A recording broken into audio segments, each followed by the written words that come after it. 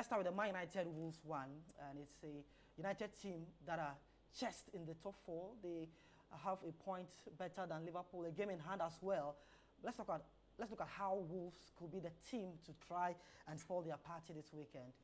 Now, for United, they are fourth on the log. Wolves are 13th. United have won 19 games with 6 draws, 9 losses, with a goal difference of 8. For Wolves, they've won 11 matches. They've drawn 7 with 17 defeats there. They have a goal difference of -20. It's Julian Lopetegui facing Eric Ten Hag. So your thoughts on this encounter, whether Wolves will be the team to ruin United's top 4 ambitions? I honestly thought that this was an easy win for Man U, but I'm hearing now there's news that Marcus Rashford might not play. And it's changed their calculus because we're looking at the games and we've spoken about this, that the 3 home games United have coming up, they should be able to win all of them very easily. But if you don't have Marcus Rashford, who's clearly been their most important player, him and Bruno Fernandes have done a very good job in keeping this Man U team in their hands for the top 4. You can see there's issues at the back. They don't have their first choice centre backs. There's a lot going on with the team. So you need when you have a lot going on at the back, you want your top attacking players to be fit so you can at least outscore the opposition. And now if you don't have Marcus Rashford, the job becomes even harder. There's a lot of injuries for this Man U team. But I still expect them to be able to beat Wolves because Wolves, they are safe now. There's not much attacking, impetus on this Wolves team. They are very cautious. So I don't expect them to come out of their shell and kind of try and put pressure on Man U. They've really struggled for goals, which is why their goal difference is quite bad. So I think there's still hope for Man U, but if they're not able to get some goals in their team, and when you look at their team, there's not much attacking firepower outside Marcus Rashford. So I'm very worried for them in that game, but I still believe they still have the top 4 in their hands, like we always say, is in their destiny. But if they don't get results at Wolves, they should start getting a bit nervous because they are not a very good team in terms of away games. So the fact that it's Bournemouth they are playing away doesn't make it any easier. So you have to think about this in the kind of you have to think of it as a 4-game, thing, like maybe like an NBA game in quarters. So this is the first quarter they have to navigate against Wolves, and without Marcus Rashford, how do they do that? But they are still favourites, and I expect Wolves' application level to not be too high, just because it's the end of the season. Players are probably thinking about their new contracts, potential transfers, where they are next season, and they are safe. So hopefully that will give them the kind of edge because they will be putting effort whilst their opponents will not.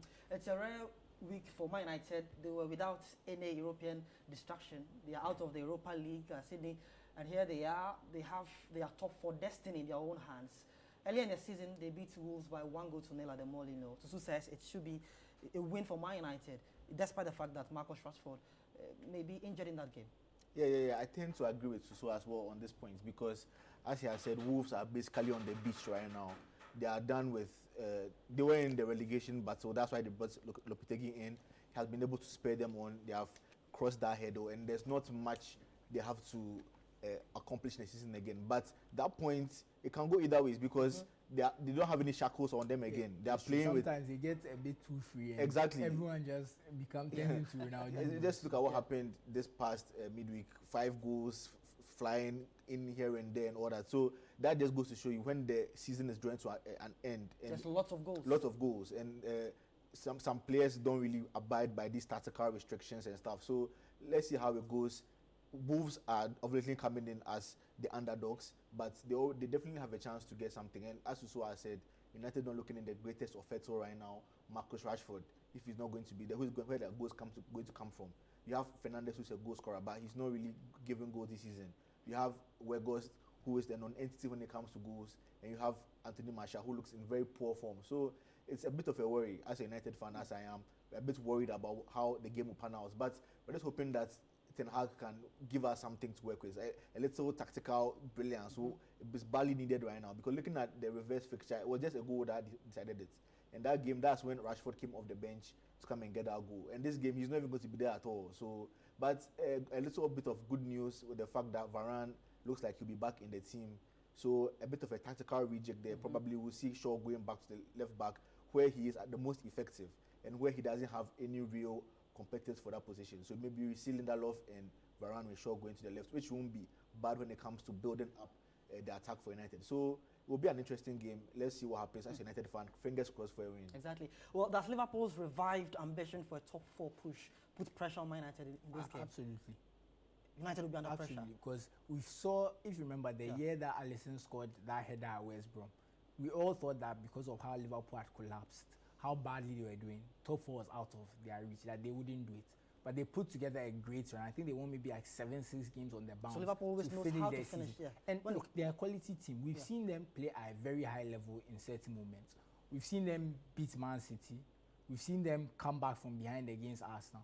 Any of the top teams you can think of, we've seen them have good spells. We saw their game against Spurs where they took, was it a 3-goal lead, kind of gave up their 3 goals and then came back again.